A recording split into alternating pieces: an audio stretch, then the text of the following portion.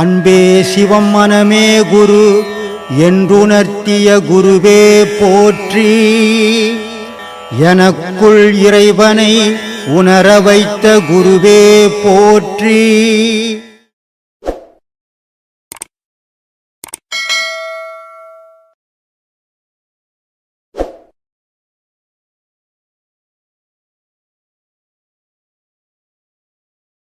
மனிதனுடைய எண்ணம், நான் செத்துடுவேன், நான் செத்து போயிடுவேனே, நான் செத்துட்டா என் குடும்பத்தை விட்டுடுவேனே, ஐயோ நான் செத்து போயிட்டேனே, நான் செத்துட்டா என் சொத்தை விட்டுடுவேனே, ஐயோ நான் செத்து போயிடுவேன் என் சொந்தத்தை விட்டுடுவேனே அப்படின்ற பயம். ஆனால் மகானுக்கு நான் சாகலையே, நான் எப்போ செத்தேன், இப்போ சாக போகிறது, நான் என்னுடைய மரணம் எங்கே நடக்கும், என்னுடைய மரணம் எங்கே ஜனனம் ஆச்சோ அதில் போகும்போது தான் மரணம் இல்லையா? அப்போது என்னுடைய ஜனனமான இடத்துக்கு என்னால் போக வழி தெரியல, அதனால் இங்கே மரணம் அடைஞ்சுன்னுக்குது. எது மரணம் அடையுது? உடல் மரணம் அடையுது, உயிர் மரணம் அடையலை. ஆனால் இந்த உடல் மரணம் அடையுது, உயிர் மரணம் அடையலைன்ற அஞ்ஞானிக்கு தெரியாது. அஞ்ஞானி என்ன நினைக்கிறான், உயிரே மரணம் அடைஞ்சதுன்னு நினச்சான், பயப்படுறான். ஆனால் மகானுக்கு இந்த உயிர் மரணம் அடையில, உடல் தான் சட்டு போட்டு கைட்டுற மாதிரி தான் பண்ணின்னு இருக்குது. அதனால் நான் செத்ததே இல்லை, நான் சாக போகிறதும் இல்லை. அப்போ சாகாத நான் ஏன் பயப்படணுன்ற தைரியத்தோடு அவன் வாழறான். இவனுக்கு செத்து போகிறோமென்ற பயத்தோடு இவன் வாழறான். அஞ்ஞானிக்கும் மெஞ்ஞானிக்கும் உள்ள வித்தியாசம் இதுதான். அதனால் அவர் சொல்கிறார், பாம்புக்கு நான் பயப்பட மாட்டேன், என்னை பொய் சொல்லி கெடுக்கணுன்றவனுக்கு நான் பயப்பட மாட்டேன், உலகத்தில் யாருக்கும் பயப்பட மாட்டேன். ஆனால் ஒரு தெய்வம் நீ எவன் வழிபடுறானோ அவனுக்கு பயப்படுவேன்றான். ஏன்னா உண்மை பாம்பு வந்து நீ போய் அந்த பாம்பு உன்னை கடிக்கணும்னு தேடி வந்து கடிக்காது. அதை நீ ஏதாவது பண்ணினா அதனுடைய பாதுகாப்புக்கு உன்னை கடிக்குது. நீ என்ன பண்ணுற, அது உன்னுடைய பாதுகாப்புக்கு அத்தை அடிக்கிற. இப்படி ஒன்று மாற்றி மாற்றி தான் உலகத்தில் பண்ணிக்கின்னு இருக்கிறோம். அப்போது இந்த பாம்புக்கு வந்து நான் பயப்பட வேண்டிய அவசியம் கிடையாது. ஆனால் இறைவனை கண்டு மனிதன் பயந்தே ஆகணும். ஏன்னா படைச்சவனே அவன். அந்த படைச்சவனுக்கு பார்த்து பயப்படலன்னா நீ மனிதனே கிடையாதுரா. ஆனால் அப்படிப்பட்ட இறைவனை ஒரு தெய்வம்னு வழிபடுறானே, அவனை கண்டு நான் பயப்படுவேன் அப்படின்றாரு. ஏன்னா அவ்வளோ புனிதமான வழி அது. அந்த புனிதமானவனை நான் வழிபடல, நானும் புனிதமானவன் ஆவேன்னு. இதுக்கு ஒரு உதாரணம் சொல்கிறேன். தில்லையில் சிவனடியார்கள் லைனாக உட்காந்துக்கிறாங்க, சிவபெருமானை வழிபட்டுக்குது. சுந்தரர் என்ன பண்ணுறாரு, நேராக, ஏன்னா அவர் சிவனோட போனார் இல்லை, அந்த கர்வம், அந்த கர்வத்தால் என்ன பண்ணுறாரு, இந்த சிவனடியாரெல்லாம் தாண்டி நேராக போகிறாரு. ஆனால் சிவபெருமான் காட்சி தரல.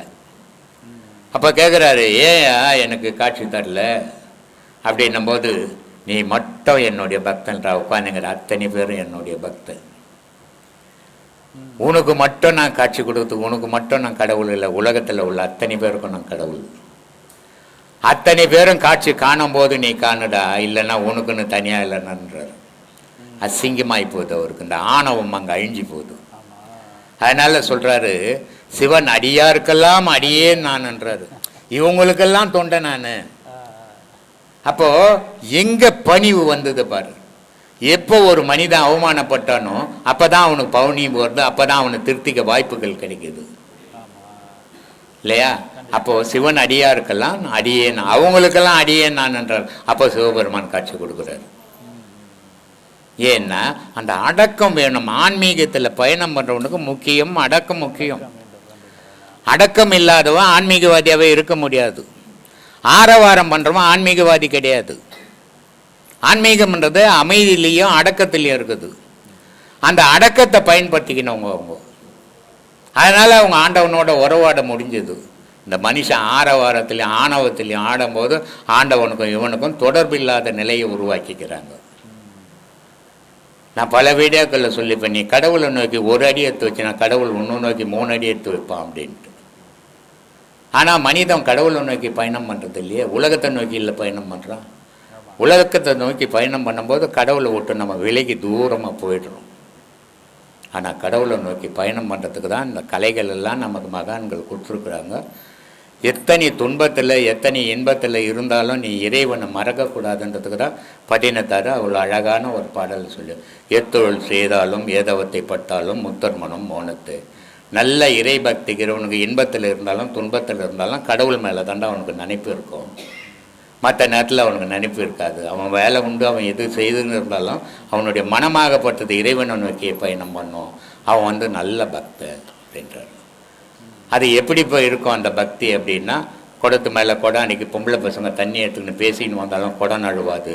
நம்ம தலையில் ஏதாவது வச்சா பொத்துன்னு கீழே போட்டுவிடுவோம். அப்படிப்பட்ட பக்தி பண்ணணும். எதை பேசினாலும் அந்த குடத்து மேலே அந்த பொம்பளை பசங்களுக்கு நினைப்பு இருக்கிற மாதிரி, நீ இன்பத்தில் இருந்தாலும் துன்பத்தில் இருந்தாலும் இறைவு மேலே நினைவு வை. அந்த நினைவு தாண்டா உன்னை எடுத்து போய் சேர்க்கணும். ஏன்னா நான் பல வீடியோவில் சொல்லிக்கிறேன், உயிர்ன்றது ஒன்றும் பெரிய ஒரு இது கிடையாது, ஒரு நினைவு தான் இல்லையா? நான் உயிராக இருக்கிறேன்னு நினைப்பு இல்லைன்னா நான் எப்படி உயிராக இருக்க முடியும்? அப்போது உயிர்ன்றதே ஒரு நினைப்பு தான். அந்த நினைப்பு தான் இறைவனாண்ட எடுத்து போய் சேர்க்கும். அந்த நினைவை இறைவனாண்ட செலுத்துங்கன்றார். அதனால் உயிர்ன்றது என்னமோ ஒரு கெட்டி பொருள், அது ஒரு மலை மாதிரி இருக்கிறது இல்லை. உயிர்ன்றது ஒன்றுமே இல்லாத ஒரு நினைவு. அந்த நினைவு தான் நான் இருக்கிறேன், நான் செய்கிறேன், நான் போகிறேன், நான் வரேன் அப்படின்ற அந்த நினைவு தான் உன்னுடைய உயிர். மீதி இல்லைன்னா உன்னுடைய நீ ஒரு பிணம். இந்த நினைவுக்கு அடிப்படையானது அந்த காரணம். சித்தம், புத்தி, அகங்காரம், மனம், இந்த நாளும் சேர்ந்து அந்த நினைவை உண்டாக்குது. இந்த நினைவு எங்கிருந்து உண்டாச்சு? அதனால தான் சொன்னான், சேவல் 4, குஞ்சிகள் 5, கூவமான கூட்டுக்குள்ளே சண்டை கொள்ளுதே அப்படின்னா. இந்த சேவல் 4 அப்படின்னா அந்த காரணம். சித்தம், புத்தி, அகங்காரம், மனம், இந்த 4 சேர்ந்தது சேவல். குஞ்சு அது 5 அப்படின்னா நீர், நெருப்பு, ஆகாயம், பூமி, மண், இந்த 5. இதில் என்ன சொல்லுதுன்னா, நான் முன்னே வந்தேன், நான் தான் பெருசுன்னு 5 பஞ்சபூதம் சொல்லுது. இந்த அந்த காரணமாக இருக்கப்பட்ட சேவல் என்ன சொல்லுது? இல்லை நான் தான் முன்னே வந்தேன், நான் தான்ட்டு. ஆனால் இதில் உண்மை எதிரான்னு சொன்னால் அந்த காரணம் தான் முன்னே வந்தது. இந்த அந்த காரணம் எங்கேருந்து வந்ததுன்னா தாய் தப்புனுடைய விந்துலேருந்து வந்தது. அதனால் இங்கே அந்த காரணம் வந்தது. வந்த பிறகு தான் உடல் வளர்ந்தது. 5 பஞ்சபூதம் அப்போ தான் உருவாச்சு. அதனால் அதை குஞ்சின்னாரு, இதை சேவல்னாரு. எவ்வளோ அறிவுப்பார்! இதெல்லாம் நம்ம பிரித்து பார்த்தால்தான் புரியுமே தவிர பிரிக்காமல் புரியவே புரியாது. ஆனால் இந்த 5 குஞ்சுகளும் 4 சேவல்களும் ஒன்னோட ஒன்று இந்த கூட்டுக்குள்ளே சண்டை போட்டு, நான் பெரியாள், நீ பெரியாள், நான் முன்ன வந்தேன், நீ முன்ன வந்த, நான் இல்லைன்னா நீ இல்லை, நீ இல்லைன்னா நான் இல்லைன்னு போராடுது. ஆனால் இந்த போராட்டத்தை அடக்கணும்னு சொன்னால் நாதம் வேணும். அதனால் சொல்கிறாரு, கூவமானம் நாதம் வந்து கூட்டுக்குள்ளே புகுந்த பின் சேவல் 4 இறந்து போச்சு, குஞ்சு 5 இறந்து போச்சுன்னாரு. 5 பஞ்சபூதத்துக்கும் இங்கே வேலை இல்லாத போச்சு, அந்த காரணத்துக்கும் வேலை இல்லாத போச்சு, ஆண்டவனுக்கும் எனக்கும் தாண்டா லிங்கு கிடைச்சது அப்படின்னாரு. இப்படிப்பட்ட ஞானத்தை அறியணும். ஏதோ ஞானம் புக்கை வச்சுக்கின்னு படிச்சுட்டு பேசிட்டு போகிறதால ஒரு பயணம் கிடையாது. நான் பல வீடியோக்களில் சொல்கிறேன், இந்த உலக மக்கள் நல்லா இருக்கணும். மக்கள் நல்லா இருந்தால் கடவுள் வழிபாடு. மக்கள் சின்ன பண்ணமாக போனோன்னா கடவுள் வழிபாடே கிடையாது. அப்போ முதல்ல கடவுள் நல்லா இருக்கிறாரா நல்லா இல்லையா அது அப்பாற்பட்ட பிரச்சனை. முதல்ல மக்கள் நல்லா இருக்கணும். நான் எங்கேயாவது மொழியை பற்றி பேசிக்கிறேன்னா என்னுடைய 40 வருஷம் வீடியோவில் பாருங்கள். எங்கேயாவது மொழியை பற்றி பேசிக்கிறேன்னா, ஜாதியை பற்றி பேசிக்கிறேன்னா, மதத்தை பற்றி பேசிக்கிறேன்னா உலக மக்களே தான் பேசுவேன். ஏன்னா எல்லோரும் மனிதர்கள், எல்லோரும் நல்லா இருக்கணும், எல்லோரும் கடவுள் வழிபாடு பண்ணணும், எல்லோரும் கடவுள் அடையணும். இதுதான் என்னுடைய குறிக்கோள். அதுக்காக நான் ஜாதியோ மதத்தையோ வச்சு பேசுறதே கிடையாது. இப்போ இப்படிப்பட்ட மனிதர்கள் நல்லா இருந்தால் தானே கடவுள் வழிபாடு நடக்கும். மனிதனே நொந்து நூலாக போனோன்னா எப்படி கடவுள் வழிபாடு பண்ணுவான்? ஒரு கிருத்திகை வந்துடுச்சுன்னா அவங்க கையில் ஒரு 500 ரூபான்னா வடை பாயசம் செய்து கிருத்திகை கும்பிடுவான். 5 பைசா கொடுக்கல நாம் எப்படி கிருத்திகை கும்பிடுவோம்? அப்போ 5 ரூபா 500 ரூபா சம்பாதிக்கிறதுக்கு அவனுக்கு உடலில் மனசில் தைரியமும் உடலில் பலமும் வேணும் இல்லை? அதை உண்டாக்குறது தான் ஆன்மீக பேச்சாக இருக்கணும். அதை தான் சாமி என்னால் முடிஞ்ச அளவுக்கு நான் செய்துன்னுக்கிறேன். நான் பெரிய மேதை கிடையாது, பெரிய மகான் கிடையாது, பெரிய ஞானி கிடையாது, பெரிய யோகி கிடையாது, பெரிய படிப்பாளியும் கிடையாது. நான் ஒரு கை நாட்டு அனுபவத்தில் பேசினுக்கிறேன் சாமி.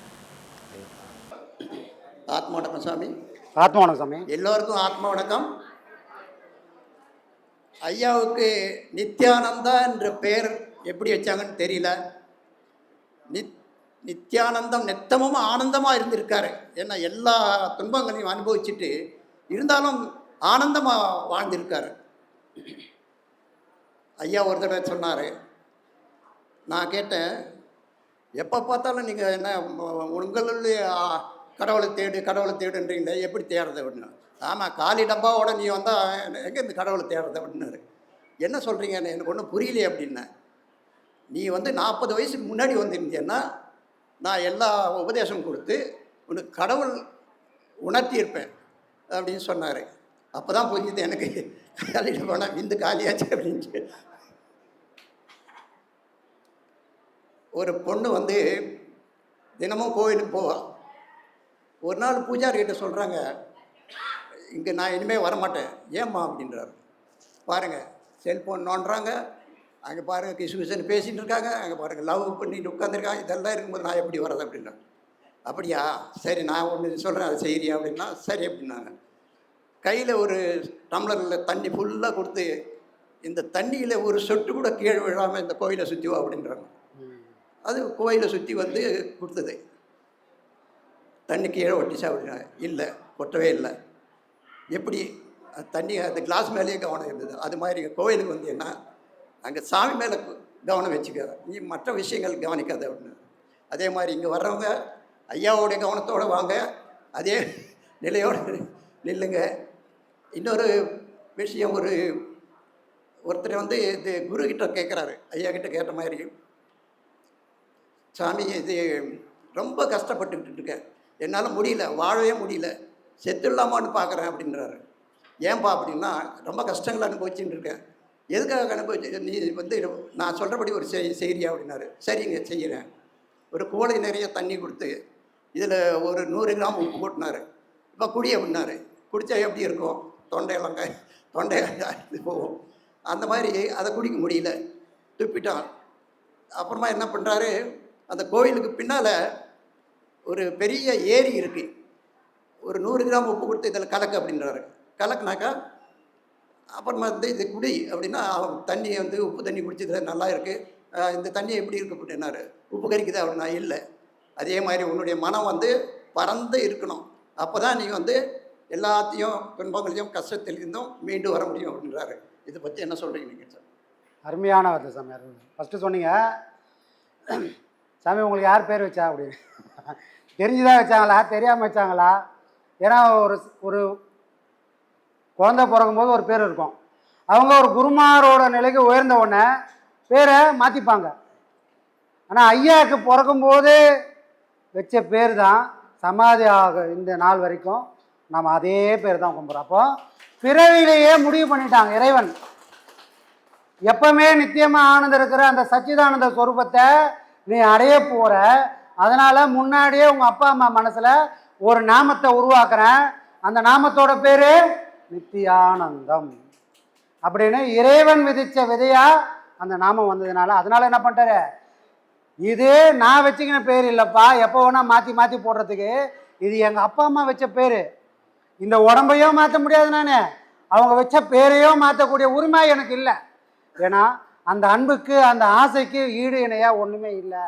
அப்போ பேரை மாற்றினா நாளைக்கு நான் என்ன பண்ணுவேன், ஊரை மாற்றுவேன், ஊரை மாற்றிட்டு வேஷம் போடுற நிலைமையாயிடும். அப்போது உண்மையான குருமார்கள் என்ன அப்பா அம்மா வச்சாங்களோ அதே பேரில் காலம் ஃபுல்லாக இருப்பாங்க. அந்த மாதிரி தான் ஐயா வாழ்ந்தார். ஆமாம், அதாவது ஐயா ஏன் பேர் வச்சார்னா, எனக்கு ஏன் அந்த பேர் வச்சார்னா அவரே சொன்னார், இது மோசமான உலகண்டா, பேருக்கு ஆப்போசிட்டாக விஷயம் நடக்கிற உலகண்டா, இது செல்வம்னு இருக்கும், பிச்சைத்தனம் இருக்கும், கோடீஸ்வரன்னு இருக்கும், தெருக்கோடியில் இருப்போம். அப்போ எல்லாமே எதுக்க போன மாதிரியே ஏட்டிக்கு போட்டியாகவே இருக்குதுப்பா. அப்போ நான் என்ன பண்ணுறேன், தியாகம்னு பேர் வச்சிடறேன். ஆனால் நீ தியாகம் பண்ணுற சூழ்நிலை வரப்போதில்லை, கொஞ்சம் உஷாராக போச்சுப்பா அப்படின்னு தான் பேர் வச்சாரு. கடைசியில் நம்ம வாழ்க்கை என்னாச்சு, பேருக்கு ஏற்ற மாதிரி ஆகி போயின்னு இருக்கும் பொழுது போகிற போக்கு பார்த்தா. இப்போ ஒரு பேருக்குள்ள இவ்வளோ பெரிய விஷயங்கள்லாம் இருக்குது.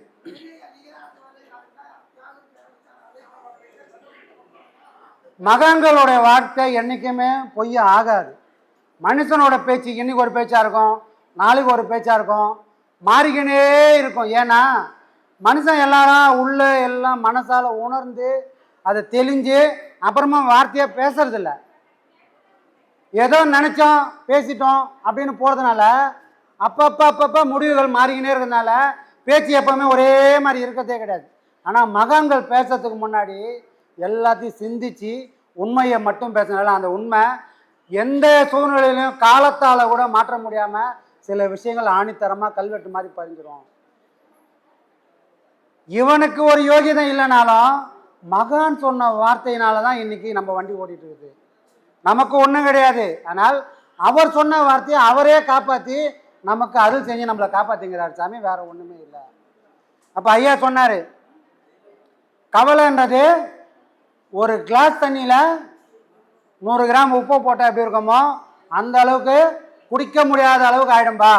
அதே கவலையை ஒரு ஏரியிலையோ ஒரு குளத்துலையோ ஒரு நல்ல தண்ணியிலையோ ஊற்றிட்டு நீ அதே உப்பை ஊற்றினதுக்கப்புறம் நீ குடிச்சுப்பாரு, இப்போ உப்பு கறிக்காது.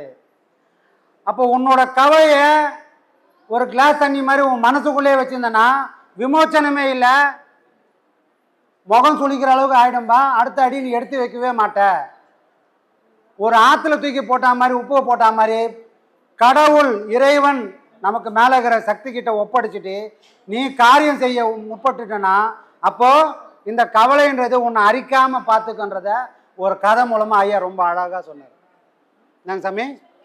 அப்போ நாம் என்ன பண்ணுறோம், கவலை வந்துக்கினே தான் இருக்கும், வாங்கிறதுக்குன்னே வந்துட்டோம், வாங்காமல் இருக்க முடியுமா? மார்க்கெட்டுக்கு போனால் என்ன பண்ணுவான், காய்கறி விற்கிறலாம், சார் வாங்க சார் வாங்க சார் வாங்கி போங்கன்னுவான். ஆனால் ஒரு பிச்சைக்காரன் போனான்னா கூப்பிடுவானா? எந்த பிச்சைக்காரனையும் காய்கறி விற்கிறவன் கூப்பிடவே மாட்டான். ஏன்னா அவன் என்றைக்குமே வாங்க மாட்டான். நாம் கூட பிச்சைக்காரன் மாதிரி ஆயிடணும். கையில் காசை வச்சுன்னு போனோன்னா எல்லாம் கூடுவான், இந்த கவலையை வாங்கிக்க இந்த கவலையை வாங்கிக்கணும். எப்பா என்கிட்ட ஒன்றும் இல்லைப்பா, உந்த வாங்கி போடுற அளவுக்கு என்கிட்ட ஒன்றும் இல்லைன்னு கவலை இல்லாத ஒரு மனமாக என்கிட்ட மேலே இருக்கிற சக்திகிட்ட ஒப்படைச்சிட்டு நான் ஒரு பிச்சைக்காரனை மாதிரி வாழ்க்கையை நடத்த போனால் கவலை கூட என்னை விட்டு ஒரு அடி தள்ளி நிற்கும். சரிங்களா? அந்த பிச்சைக்காரன் மாதிரி நாம் என்றைக்கு ஆகிறோமோ அன்றைக்கி நாமளும் சந்தோஷமாக இருக்க ஆரம்பிக்கிறோம்.